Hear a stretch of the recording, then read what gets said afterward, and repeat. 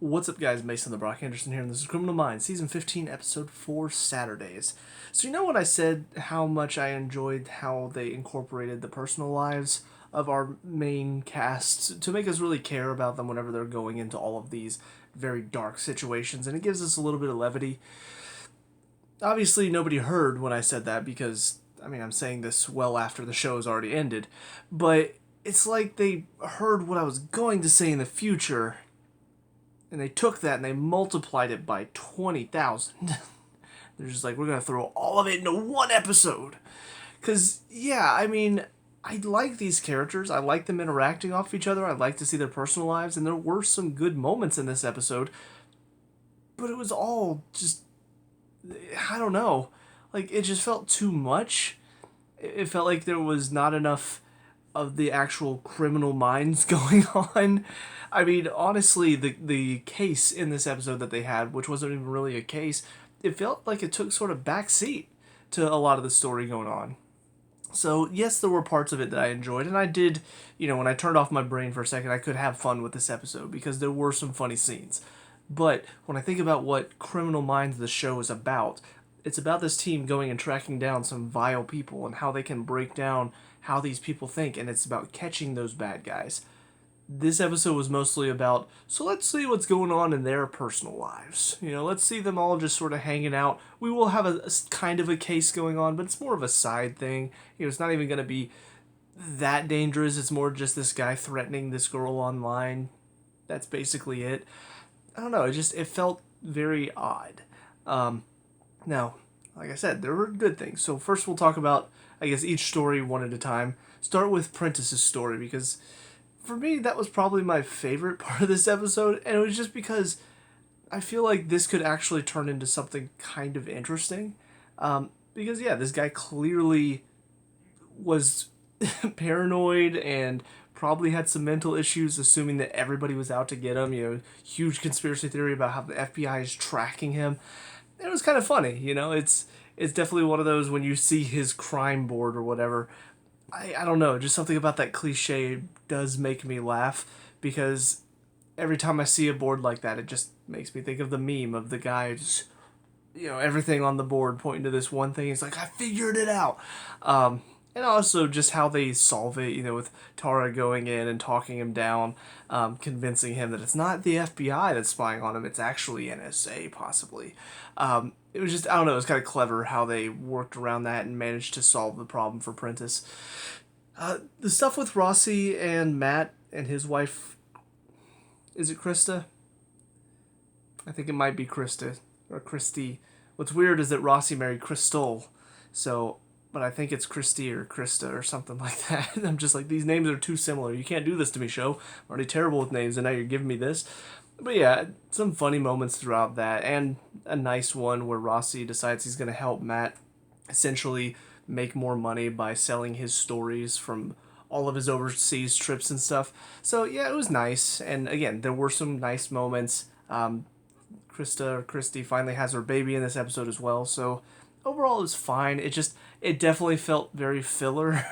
It felt more focused on just, we're telling the story of what's going on with Matt and his wife right now, and that's all it really was. So it felt a little bit more filler than the rest of the stories. The actual case in this episode, it was okay. Again, it's just this guy threatening this girl online, which is, it happens a lot. And I do like the fact that even Penelope pointed out at some point, she's like, look, this happens, it's something you have to deal with, and you can't always track them down. And that's, honestly, I do think this tackled some of, I feel like they should have maybe given it more time, because internet culture has become a big monster, with how much people just feel like they're invincible behind the keyboard. Very ironic that I'm saying this from behind a screen on YouTube, but yeah, internet culture has gotten very vile and very vicious, and you can't have just normal conversations or normal debates or even arguments. You can't really have just normal arguments. They've got to turn into these vicious, like, you're calling each other names, and everybody's swearing and the other person's stupid because they think differently. It's become really toxic online. And so to see, they do talk about it a little bit, but they didn't give it really enough time to really show how much this goes on, and how sometimes, even if it seems like it's bad, and even if it seems like, oh well, this person sounds threatening, sometimes it's just they're just that stupid where they think that them threatening you online makes them big and bad somehow. It does happen. And so not always can you just go in and be like, oh well, this person said something threatening, so we're gonna go take them down. It's not always something you can do, and it's not always something that is feasible. And sometimes when you go actually see them, they're not even that dangerous. They're just, again, somebody stupid behind a keyboard. So, but yeah, I mean, even catching the guy in this episode wasn't all that interesting. They did it real quick. It was just, it almost felt like there was more to that scene, but they cut it off. Like they show Luke coming into the room, pushing him on the chair, opening up the closet. There's a pictures of all this Billy guy. He's just like, I love him, and then they just cut away, and I'm just like, what just happened? But also something else that was really weird, and maybe I could have just been reading the situation wrong, but they talked about the mic being closer to Billy's side because that's who he wanted to hear. And so in my mind, I'm thinking, okay, so he's writing all of these threatening things to the ex-girlfriend because he sees Billy as like this perfect man. Like, he is wonderful, he is so awesome, he's attractive. I thought it was more so he was threatening her because she hurt him. She said no to his proposal. But instead they made it to where he felt spurned by Billy, and so he wanted to threaten Billy, and he wanted to enact his rage toward Billy, but because she was closer, she was easier access for him, that's why he went after her. That weird to anybody else? Like, I really thought I had it figured out, but then they're just like, oh, well, he targeted you because you were an easier target than Billy was. What? So he wanted to send all these threatening messages to Billy even though he loved him? How does that make sense? So yeah, I felt like the storytelling on it as well was a little choppy and didn't make a whole lot of sense. But then we get to the final story, and that's Spence's story. And first of all, kind of funny to see Abigail Lytar from Psych here basically setting up to be Spence's girlfriend. I also, because I looked up her IMDb to make sure that was Abigail from Psych, and I found out she's also the voice of Tifa from Final Fantasy VII / Kingdom Hearts, because Tifa shows up in Kingdom Hearts 2. Yeah, I was just like, that's kind of cool. I didn't know that, and now when I rewatch Psych for the 5th time, when I get to Abigail scenes, I'm gonna be like, can I hear Tifa's voice, or was she putting on a Tifa voice? But yeah, I mean, it's sweet, and again, I do want Spencer to be happy because he's been through so much shit throughout his entire life. But it was kind of weird how quickly it went from, she was obviously being very cautious, which makes sense. Some weird guy's talking to her nephew and starts talking to her. It is a little weird, and you don't know who you can trust these days. I mean, there are weird people out there. There are dangerous people out there. So I like the fact that it started off that way, but then just all of a sudden, out of nowhere, it turns into this very sentimental thing where she's talking about, oh yeah, you showed that you're a good person by doing that magic trick to calm down my nephew. And then she pushes him into sprinklers. He carries her into sprinklers. And like, it just went from, I don't really trust you, to, you know what, I do trust you. And then we leapfrogged over like getting to know each other and friendship all the way to this romantic scene where they're tackling each other through sprinklers. We kind of skipped some steps here. And don't get me wrong, sometimes it can happen that fast, but not very often. And I mean, the scene at the end was sweet, and honestly, if they hadn't done the whole sprinkler thing, this could have been a good setup for like, what do you do? Oh, well, I'm behavioral and analysis unit. We read people very well. She's like, all right, then figure out who I am and come find me. That would have been a nice scene, but you already showed this really romantic kind of like they're clearly connecting. So this scene just feels almost unnecessary because we already saw there was a connection there. So now this is just extra. So yeah, I don't know. I don't know how much she's going to show up for the rest of the season, but if that's how this series ends, is they get together and they're just dating at the end, that's perfectly fine. He found somebody, seems to make him happy. I hope that's where they're going with this and they don't do something else weird. But who knows? It's Criminal Minds. They could do anything that they want. But yeah, all in all, I mean, it was okay. I just feel like it was very filler, and I don't know. It wasn't a Criminal Minds episode for me. It felt more like it was a hanging out with the team episode with a little bit of, oh, we're tracking down the stalker. And I don't know. I didn't like it just because it felt very foreign to the formula. And sometimes that's okay. Sometimes it's good to have an episode that feels like it's not just following the same formula. But in this case, it's like they went so far away from the formula that it didn't even feel like it's the same show for this episode. So anyways, that's about all my thoughts on it. So on to the next one. See you there. And now episode 5, Ghost. So this episode was pretty good. There's one huge plot hole, though, that doesn't get addressed, and it kind of frustrates me because I was really interested to see how they were going to explain it. How was he going around shooting people? Like, I know he had a silenced pistol, but I feel like people would have seen if there was a guy just walking around going up and bang, bang, bang. Right? Like, I thought that was going to get an explanation, and we didn't get one. We didn't find out how he managed to kill all these people in plain sight. Because it would have been one thing if he was sniping them from a distance where people couldn't see him, like they were referring to, which actually I went and looked up that episode that they were referencing. Very interesting that after they got Abigail from Psych, they referenced this episode, and I forgot Lassie was actually the killer in that episode. Yeah, because I looked up the IMDb and the pictures and stuff. I'm like, oh yeah, he was the sniper, the guy in that episode. Interesting. But anyways, I thought we were gonna get some sort of information because it was obviously from closer range. But if that's the case, then he would have had to be close enough to where somebody would have seen, hey, there was a suspicious looking man that was standing nearby that shot them. But from everybody's accounts, there was no sign of what could have. So how did he do it? Did we get an answer and I missed it? Because I'm pretty sure we didn't. I'm pretty sure the only answer we got as to how this was happening, because they've confirmed, okay, well, it couldn't have been a sniper because there was no sniping position for it. And then they find out it was a 9mm, a hollow point. So it's like, okay, so it had to be closer range. But if that's the case, how did he get away with it? How did nobody see him? How did he get onto the basketball court at the beginning and shoot these other two guys? Like, it's just, ooh, excuse me.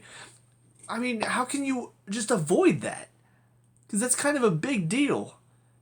At least for me it was. For me, I was really interested to see, was it going to be something where, I don't know, there was something going on and somehow they already put the bullet inside them and it was like timed release and they pressed a button or something and then the bullet like ripped apart and, went...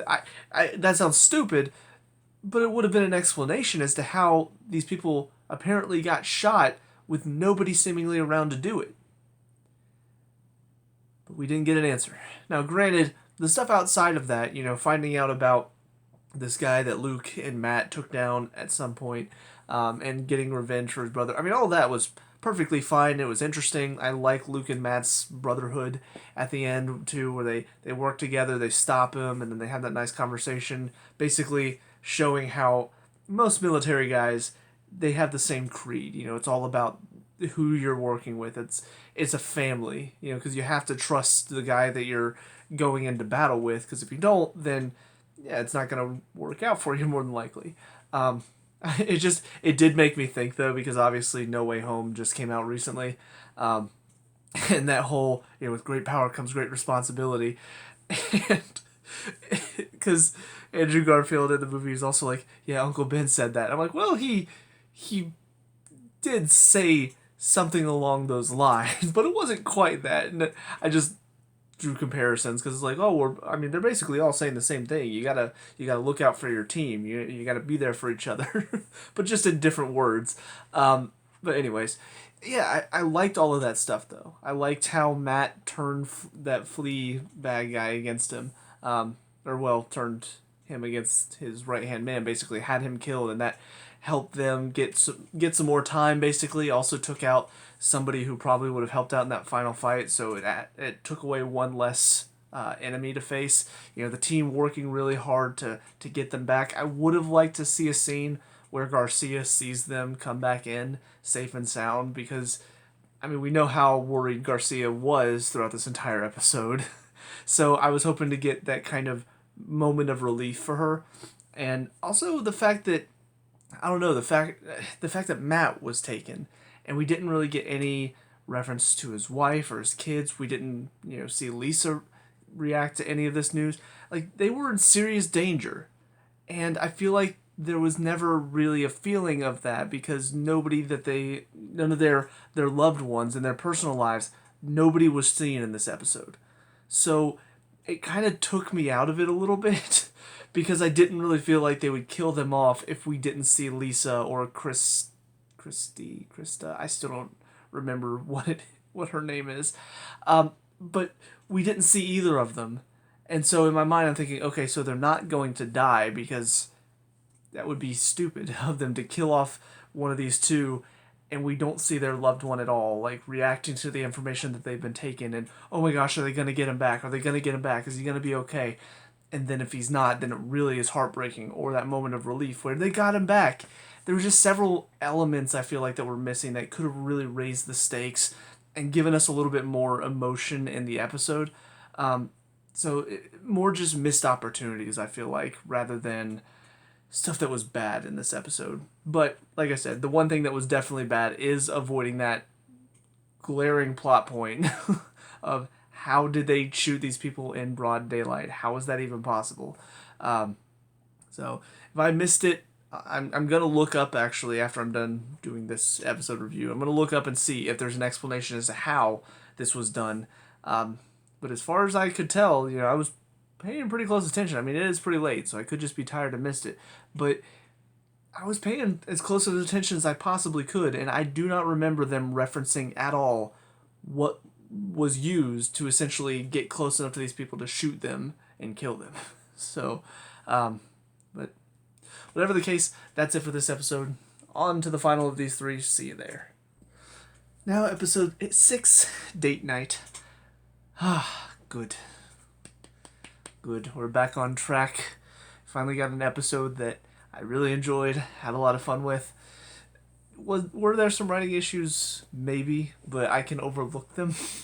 Because, the fact that Reed couldn't piece together what Kat's plan was, maybe a little bit of a flaw. Like, I know he gets emotional around her, and she's really good at pushing his buttons, but he's shown in the past he can put that aside and think logically.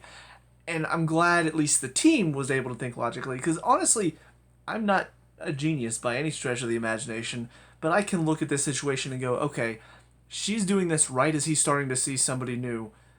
You have to put two and two together, right? I'm glad the team did at least, because when Spencer didn't seem to figure all of that out right off the bat, I'm thinking, okay, so either they're not showing us that he has figured this out, or he's really just this caught up with what she's doing and like this thrown off by her that he can't think of something this obvious. So it is kind of one of those, yes, I can see that he could be clearly thrown off, but at the same time, it is very obvious that this timing is too perfect based on what we've just seen.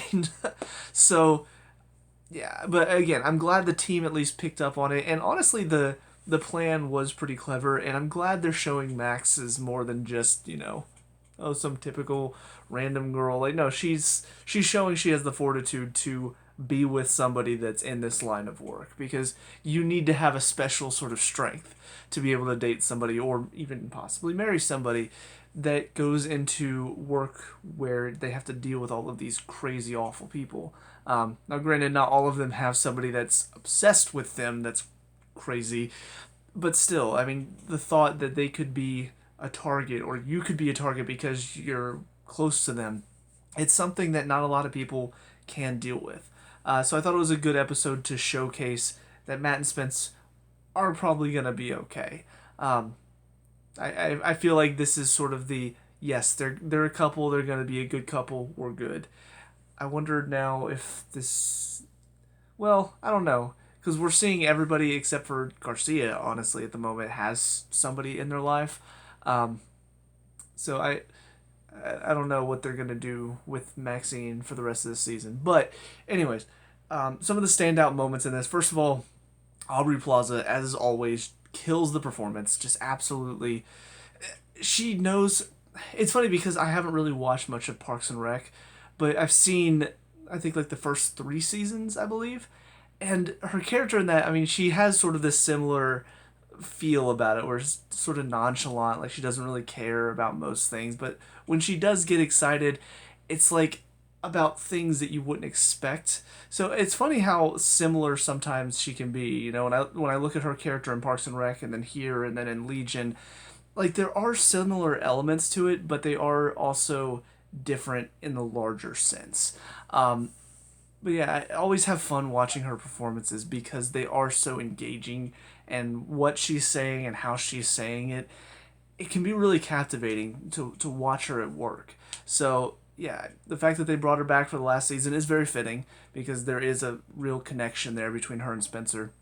Um, and their stories are always a lot of fun to see what are they going to do next. So a lot of fun there. Spencer just sort of, I don't know, he had several great moments in this episode. I mean, yes, him falling for a lot of her stuff, maybe a little too naive at times, and again, that's where the writing wasn't necessarily perfect in this episode. But they had really good moments with him. I mean, first of all, the moment that he had with her early on in the episode, which did sort of, it's why I was a little worried that nobody was going to pick up on what Kat's plan was. Um, because Spencer was being a little, maybe a little too arrogant at the beginning, and essentially just telling her, like, look, I'm going to beat you again. And typically, whenever you have that type of storyline where it's just like, I'm better than you, I'm so good, I'm just going to whoop you again, most of the time it's a humbling episode, and at the end of it, they're left looking like an idiot. So I was really worried that that's why nobody was going to pick up on it. But in reality, what ended up happening was even better. Because, yeah, he didn't pick up on it, but the team did. But, yeah, a lot of good lines, though, at the beginning. I can't remember the one now that made me just. I had to give him a little clap because it was really well said. It was something like, you know, it's already 2-0. By the end of tonight, it'll be a clean sweep or something like that. I mean, it was so smooth. I'm like, okay, Spence, you, I mean, you're a little arrogant right now, but you talking it, you giving it to her, and then just the moments with him and her together are just a lot of fun. You know, it's honestly something that I wish we could have gotten a little bit more of because she got introduced, I think, around season 12 or 13, and then we've seen her like a couple times. Or actually, maybe only once since the first time she got introduced. It was like the first one, then they had a second one. Now this is the third time. But I really would have liked to see a little bit more and a little bit more of them growing kind of as a weird pair. Obviously not as a couple, but there is something very intriguing and I don't know the right word I'm looking for right now, but there's something captivating about watching them bounce off of each other. You know, him trying to prod and find out what her goal is, find out information from her trying to push his buttons and trying to really ruin his life, but see that she's what he needs in his life at the same time. But then, of course, there's also the idea that all men are the same for her. So all men are just evil, and she's trying to get that side out of him as well. So I don't know. I like all of those different things and all of those different parts of their relationship, if you can call it that. So I really wish we could have seen more and we could have explored it and maybe had it grow a little bit as well. Find out different, I guess, different things about both of them that they learn from each other almost. But yeah, as far as this episode is concerned, very good, very solid. I like the story. I like the characters in this one. They all did a really good job playing their different parts. And again, I like what it did with Spencer and Maxine and growing them as a couple. So yeah, at least we got one really solid episode so far. The rest of them have been a little iffy, but I have a good feeling. I hope this isn't just my gut lying to me, but I have a good feeling about these final few episodes that they are going to hit on a high note. I know Everett Lynch is bound to return. Probably going to end up being the final bad guy for them to take on. So I'm looking forward to seeing what they're going to do with him, how they're going to handle this story, how it's going to affect the team, and how this all is going to wrap up and where it's going to leave the team in the end, because that's kind of why I enjoy series finales, is seeing what they decide to do to end it. Yeah. that's it for me. So let me know what you guys think down in the comment section below. What were your thoughts on these 3 episodes? Let me know what we can talk about and discuss, all that good stuff. Leave a like and subscribe, future Criminal Minds reviews, and I'll see you guys in the next one. Peace out.